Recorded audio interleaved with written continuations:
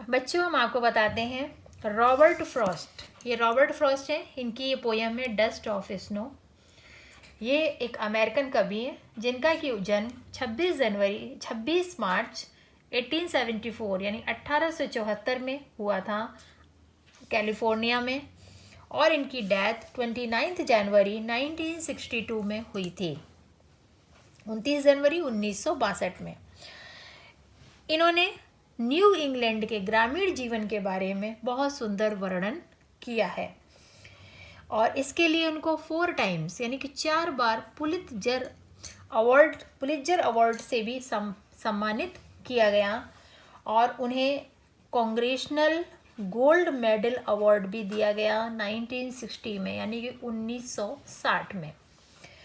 और 22 जुलाई 1961 में उनको laureate of Vermont, poet laureate of Vermont से भी सम्मानित किया गया, घोषित कर दिया गया अमेरिका में। और नोबेल प्राइज के लिए जिन्होंने कि 31 टाइम्स लिटरेचर जो लिखा है उसके बारे में उनको नोबेल प्राइज के लिए भी सम्मानित किया गया।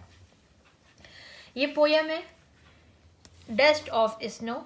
The way a crow shook down on me, the dust of snow from a hemlock tree. Hemlock tree एक ऐसा पेड़ होता है जिससे कि जहर बनाया जाता है, पॉइजन बनाया जाता है।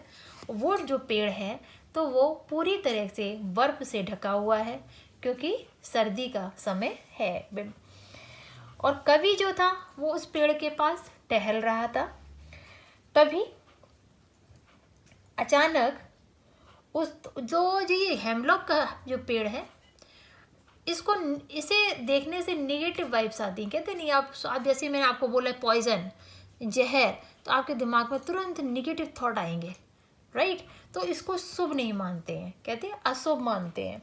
तो कभी वहाँ पर टहल रहा था और पता नहीं क्या सोच रहा था, उसे लग रहा था आज का दिन थोड़ा अच्छा नहीं है, उसके अंदर अच्छे विचार नहीं आ रहे, तो उससे कुछ करने का मन नहीं कर रहा था। वो लेजी एंड लेथार्जिक डे था उसके लिए। तभी क्या हुआ कि तभी एक कौवा आया और उस पेड़ पर बैठा। तो कौवे के बैठने से जो उसकी जो कुछ आइस थी वो कवि के ऊपर गिर पड़ी। सूक डाउन ऑन मी, कवि के ऊपर गिर गई थोड़ी ice. Has given my heart A change of mood.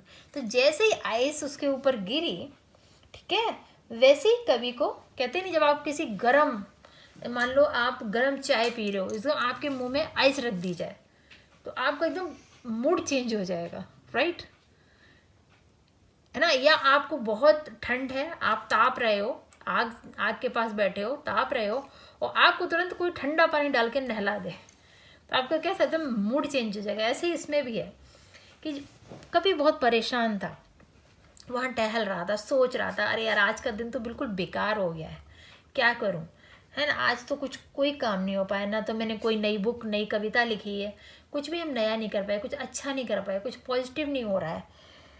यही सोचते सोचते वहाँ पे पेड़ के आसपास वो टहल रहा था। तभी क्या हुआ कि एक बर्फ़ का जो जैसे ही कौवा आकर उस हेमलॉक के वृक्ष पे बैठा, वैसे ही कुछ आइस उसके कंधे पे आकर गिरी। तो सडनली जैसे आइस गिरी तो उसे बहुत ठंडा ठंडा फील हुआ। तो कवि का जो मूड था वो एकदम बदल गया और वो आइस जो थी बिल्कुल हल्की छोटी सी, मतलब ऐसा नहीं कि कभी भीग गया हो, ऐसा कुछ नहीं था। ऐसे लग रहा है जैसे बारिश की नन्ही नन्ही बूंदें आके गिर रही हैं ऐसे से, तो बहुत अच्छा लगता है। कहते नहीं बूंदाबांदी हो रही है बड़ी प्यारी से, तो वो ड्रिजलिंग जिसे बोलते हैं। तो वो जब ड्रिजलिंग होती है, जब गर्मी बहुत पड़ रही हो, जब हल्की हल्की बारिश होने लगे तो आप कितना अच्छा लगता है, आपको लगता है अरे भीग लो इसमें तो मज़ा आ जाएगा, है ना। और सारी टेंशन, गर्मी की जो सारी टेंशन होती है वो तुरंत भाग जाती है। तो जैसे ही आइस गिरी वैसे कवि को एकदम बहुत अच्छा फील हुआ और उसका मूड चेंज हो गया। And saved some part of a day I had read. अब कवि ये कह रहा है कि अरे अच्छा हुआ ये आइस मेरे ऊपर गिरी, अरे कुछ तो अच्छा हुआ। कहते नहीं something is better than nothing. तो कुछ तो अच्छा हुआ, अरे कम से कम जितना भी समय मेरा बचा तो कम से कम इस समय को हम अच्छे से जिएंगे, कुछ नई रचनाएं लिखेंगे, कुछ नई कविताएं लिखेंगे, हैं।